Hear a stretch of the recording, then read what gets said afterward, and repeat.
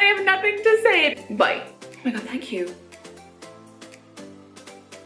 Hello everyone and welcome back to my channel. This week is fascinating. I do think every week is fascinating, but this week is so interesting because a follower and friend of mine basically asked me to make a video on this topic, and I think it's fascinating and it got me kind of thinking about the things that I do. So basically this week is all about when you're having a conversation with someone and maybe, you're a feminist and maybe they're not, and you're trying to convince them and it's getting like, touchy and it's getting like, aggressive or whatever, and you're like stumbling and you're getting awkward and you're like, ah!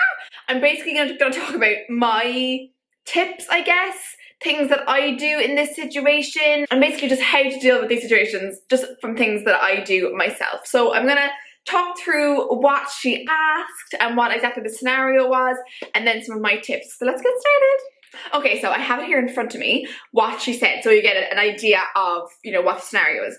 So she said, when you're conversing with someone and the conversation takes a feminist slant or feminist issues come up, and immediately when you take a feminist stance, people, men, roll their eyes and kind of write you off and, play the, oh, you're one of those card. And she was like, I find so often like you're shut down for even broaching the topic, and I always find myself like retreating and not bothering to continue because it's just easier that way. So she was like, so if you could speak a little bit how to like get over the feeling like you're just being annoying or being made to feel like you're annoying, and actually converse with people like that so you can actually get your point across. And it's, yeah, just fascinating. So I'm going to talk about like my thoughts on this. So like the first thing I want to say is like, literally like when she sent it to me, I was like, oh my god, I have nothing to say, because I'm literally that person. Like I still like, this is the reason why I'm on camera. Like it's a one-way conversation, like it's a lot easier for me to be on camera and be like, rah, rah, rah. But like if I was in person doing this, I would be like, oh my god, no, okay, I'm wrong. Like I probably would be the first person to be like, no, I'm wrong, retreat, let's not say anything. You're right, it's, and then I'm gone. And so like, I'm no one really to be giving advice on this, but I suppose that there are a few things that have kind of helped me over the years, but it is super hard. So I just wanted to acknowledge that first of all, because it's like, it's just so annoying that we even having to be having this conversation. So I kind of decided to break up or break down this video into like 3 parts and or 3 reactions that you could have. So the first one, I said, wait, continue talking. That's an option. And we'll go through like what you do then. Second option is not engage, and I'll go through some of my reasonings and why you might not engage next. And then my third one is stick to your guns, which is actually different from the first one. So again, yeah, very interesting, and I kind of tips and tricks on all of those. So in terms of the continue talking aspect of it, again, I don't have great tips on this. I'm literally that person who gets flustered, and the other people, you're starting to get, tongue-tied, and you're like, wah, and then they're thinking that they're right because you're getting tongue-tied and you're getting flustered. And honestly, one of just the most kind of profound things that I've heard in the last few months was, I think it was just like a tweet or an Instagram post or something, and it's been super, super helpful for me. And it was basically talking about this, about how, people think that because they're calm and you're flustered, that means that you're obviously wrong and they're obviously right because they're able to remain calm. And there's something so fundamentally wrong about that, because let's say, yeah, you're having a debate about women's rights, and say, it's maybe it's say domestic violence, and like you're literally talking about how women, like your kind, are being murdered, abused, physically, emotionally. Like, you're gonna get emotional about that. I mean, these people who are laughing at you or thinking, oh, you're getting flustered now because you're not right. And it's like, no, like I'm debating like women being murdered. Like, of course that's gonna get you riled up. So I don't ever want anyone to think that like you can't get emotional, or that you can't get riled up, and that if you do that means you've lost your argument, or you have no merit, or you have no, kind of business being in that argument. So I want to say that first of all. And then the fact that like these people are allowed to remain calm, like of course they're going to remain calm. Like if a man is debating you on domestic violence and women being literally like abused and murdered by like current or former partners, like of course he's going to be calm. Of course it's going to be very easy for him to remain calm. Like we're not debating men being murdered here, we're debating women being murdered. Like of course you're going to be riled up and he's going to be calm. And so like I don't want you to look at them and think like, oh, like how are they able to remain so calm now? Like like they must really be confident and know what they're talking about, and I must be wrong and not as confident because I'm getting a bit riled up. And it's like, no, like of course they're calm. Like, and the thing that I heard was like, this is an intellectual debate for them. Like literally a man being like, oh, and you know, like maybe she provoked him, or she was asking for it, or whatever. Like that's just, that guy's debating with you, just having fun. That's literally an intellectual debate for him. Whereas for you, it's completely different. Any woman who's going to be debating feminist issues or women's issues, like that's not an intellectual debate for us. That's a lived experience debate. So that's literally, you're debating how you're treated every single, like that's exhausting. That's emotionally exhausting. Like, of course, and so like I just wanted to drive that home. Like, you know, everyone's like, and I'm gonna say like obviously, like objectively, it is better to remain calm. Like it is, because, and like so often, like, and you see it because you look at them being calm, and it even gets you more riled up. So imagine if you were calm. Can you imagine how infuriated they would be? So like that, like, I mean, I am gonna say that, like try and remain calm, but like that is not, like I never am calm, never in a million years. I think it's been like 2 times ever that I've been calm having a conversation with people. I always get flustered, I always get fired up, I always get railed up, all that stuff. But like I am trying to work, I am trying to be better, and I know that if I was calm, that it would give me more like plausibility, or people would think, okay, maybe she knows what she's talking about now because she's a bit calmer. But also it's like just for yourself to try and like protect yourself from getting so emotional. I mean, that's exhausting, getting so emotionally worked up. And it's like for our own, not for them or anything, but like for our own selves, like, you know, like we're a lot happier when we're calm, you know. But also I don't like I'm conscious of saying that because it's like, don't let anybody tell you calm down or not be angry or not be emotional about how women are treated in this world, because it's so exhausting and it's so infuriating. So yeah, a lot of words there. I hope like that was clear, but just like try and remain calm just for yourself, and also maybe to kind of annoy them. But if you can't, know that it's okay, and know that just because they're calm does not mean that your arguments are any less valid. This is an intellectual debate for them. Of course they're calm. Whereas this is your lived experience. Of course you're not going to be calm. So like, yeah, I mean, if you're going to continue talking, just know that it's okay for you to get riled up. And if someone is like laughing at you or whatever, then bye. I hope that was something clear. Then the next one is to not engage. And again, like we're told this all the time, that like, oh, if you don't get involved, or if you stop talking, or if you don't keep talking, like then that means you know you're wrong, and you have to engage with these people if we're to get anywhere in the world, and you have to have a conversation with them and give them the time of day. You actually don't. You actually don't. And so like we're talking about, you know, scenarios when you're having a conversation. You actually don't have to continue having that conversation with that person. Like you don't have to if you don't want to.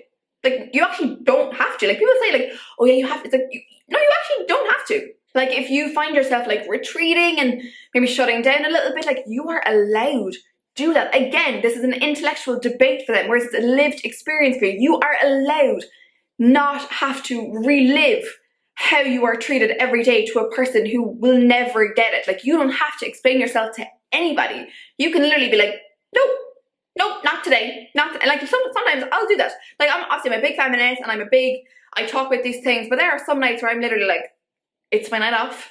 I'm off the clock. I'm not talking about feminist issues tonight.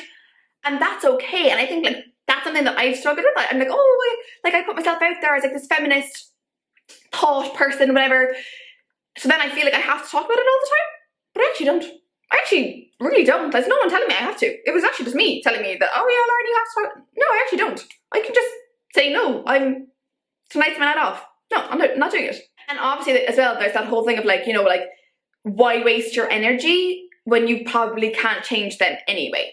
And this is actually a really good point, and it's really helpful for me. I'm like, if I see someone who's so far gone, why would I waste my energy on them? Why would I not try and conserve some of that energy to try and get people who actually might be converted, or, you know, actually might listen to me? Like if I exalt all my energy on someone who's just having a debate with me for kicks, who's never planning on changing, I'm gonna have no energy left to talk to people that are actually open to hearing stuff and maybe changing their views and being nicer people. Like, so it's actually just not productive to use up all my energy on someone who's just being silly. Like, I can actually say, no, not having a conversation with you today, save that energy and bring it to someone who is actually willing to listen. And also, like, we're talking about, you know, continuing the conversation with people. Do you even want to be in a conversation with this person? Is this person a nice person? Do you even want to be in their company? Like, are you taking in their negative vibes and their denying human rights vibes? Like, ooh, like, do you even want to be having this conversation with them? If the answer is no, you don't have to. Like, literally, no one's forcing you to. You can literally just be like, no, bye. And I know that can seem probably maybe a bit reductive, because it's like, oh, if you don't engage, then it's like giving them the satisfaction and like they think they won. But honestly, sometimes like not engaging infuriates them more. And again, like the aim of the game is not to infuriate people or make people angry or be petty or play these games. But if you literally are just like, no, not engaging today, like, can you imagine how angry they'd be? Can you imagine? If you're like fuming. And it's like, I think that sometimes it takes you to get to that point where you're like, you're confident enough in your like heart that you are right. And so you get to that point and you're like, no, you know what? I know I'm right. I don't need to prove myself to anybody, let alone this random guy who doesn't have a clue. He doesn't have a clue. You've been in this arena. You've been in this area. You've been learning stuff. He's just strolling in for the laugh. He doesn't have a clue. Like, you know what you know. So like, once you get to that point where you like you know, and you don't feel the need to convince this random person of your stats and your figures and all this stuff, like, it is a lot easier than just to be like, no, because you know what is right and you know what's true and you know this person doesn't have a clue, you know. And just, yeah, and again, that could be like super like reductive advice. Is that even the word, reductive? But like, if you know they're just here for the laugh and you're just like, no, I'm not doing it today, because you don't need to prove yourself, because you know you're right. And hopefully we can all get to that point. And it's so hard because like, I'm not there. Like, again, I'm giving out this advice. I'm not there. Like, I'm confident within myself, but then like, you know, put me out in a debate with someone and I'm like, oh my God, okay, no, you're right. Like, it's so hard, but hopefully I and you and we all get to that point where we're like, okay, no, I know I'm right. I know this is true. This is not up for debate. Especially not with this random guy who knows nothing. So hopefully we can all maybe get to that point. So bottom line, if you don't want to engage, you actually don't have to. And I think we like need people to give us that permission or something. You actually don't have to continue having a conversation with this person. And then kind of similar to that, but I feel maybe like slightly different, I don't know, is the stick to your guns thing. And this, again, has just been like kind of mind-blowing. I love it. Like, I just see on like Twitter and everything. I feel like it's maybe like it seems to be mostly like Black women in America or something, but and just the phrase, I said what I said. And I love it. I love it so much. They are just not engaging, not debating. They're just like, I said what I said. And I see it a lot on LinkedIn as well. Like, you know, they're like, oh no, they'll say something and then someone will comment and they'll be like, oh no, that actually wasn't an invitation to debate. Like, I said what I said. I'm actually not open to you changing my mind or giving me your thoughts. Like, I said what I said. It's so simple and I love it so much. And I'm just like, there are so many times where I feel that in my head, but I don't really have the words. And I'm just like, actually, yeah, I know I'm right. I said what I said. It's not open for debate. It's not open for discussion. You saw what I said. That's what I said. And I don't care. And it's amazing. And I'm like having a bit of a moment because I'm just like, that is so profound, so simple, but so profound. And I think just like the biggest thing for me as well that I've seen is just like lived experiences are not up for debate. And again, it's like I've been given permission for that. And like, it's just like, no man can come in here and say and debate my lived experience. And like, for example, no man can come in here and say, oh, you don't experience street harassment. Those men aren't staring at you. They're looking past you. You know, they're not looking at you. They're not looking at your boobs. That man didn't grab you. He was just trying to get past you. Like, no. Like, you are a man. You are not a woman. You will never experience what it's like to be a woman on the street and experience street harassment. Like, my lived experience, like, is not up for debate. Like, I'm trying to think of like a good example of something that is up for debate. Like, you know, pineapple on pizza. That could be a debate. But like, when I live something every day and experience it every day, and I know it to be true, and you don't experience that every day, and you are not in that category, woman, you like, that's not up for debate. It's not even in the category of something that could be up for debate. And I hope that I'm getting that across. I don't know how else to kind of say that, because it's actually just in the sentence. lived experiences are not up for debate, because lived experiences are actually the most truthful thing we know. You know, we can have laws and says, you know, like we have so many laws that say, oh yeah, we're equal, and you'll have so many people being like, oh yeah, but like sexism is banned, and you know, gender inequality is illegal. But it's like, okay, yeah, sure, but on the ground, I experience this, and I can't get access to abortion, and I'm you know, harassed, and women are raped. Like, that's the reality. So yeah, we could debate all night whether the laws are adequately protecting people and the laws are adequately working. But what's not up for debate is what I actually experience every single day on the ground. And I just think it's profound. So I want everyone to know that. Like, you actually don't have to debate your everyday lived experiences with someone who doesn't have a clue. Why would you? Why should you? You can say, I said what I said. This is what I experience every day. That's that. I said what I said. It's honestly mind-blowing to me. And I love it. And I feel even doing this video is giving me more conviction in my ways, and I'm just like, yeah, I said what I said. So then, just to wrap up, like, just a few thoughts. I mean, like, you know, in the question, like, my friend was like, oh yeah, like, you know, you're feeling annoying. And one thing I want to say on that is, like, you might not actually be annoying. Like, it's annoying to them. Like, they're annoyed, but you're not actually being annoying. It's like when men are like, oh yeah, like, she's so intimidating. It's like, no, you're intimidated. She's not intimidating. You're intimidated. It's like that. It's like, you might not actually be annoying. You're not being annoying. They are annoyed, but you're not actually being annoying. So hopefully that helps. Maybe that goes through somewhere. Hopefully some of these things resonate with you. And then, of course, I had to just put in the whole men as allies thing. Oh my God, I've seen it in front of my eyes. I've seen men be able to say things that women never could without being seen as annoying and intimidating and feminazis. I just see it, I see it, and it's so powerful and it's so simple. And they're just allowed to say it. They're allowed to say it. You know, they're like, no one's punishing them, no one's giving out to them, no one's saying, oh my God, you're such a big feminist, you're so annoying. They're allowed to say it. The air is still kept light. Someone might have learned something. We're all keeping laughing. I've been there. And I look at this man who's just said something and who's just used his privilege for good, and I'm like, oh my God, thank you. And it's so amazing. So honestly, any men watching, Jesus, like, you have no idea how amazing it is for a man to use his male privilege. It is so iconic.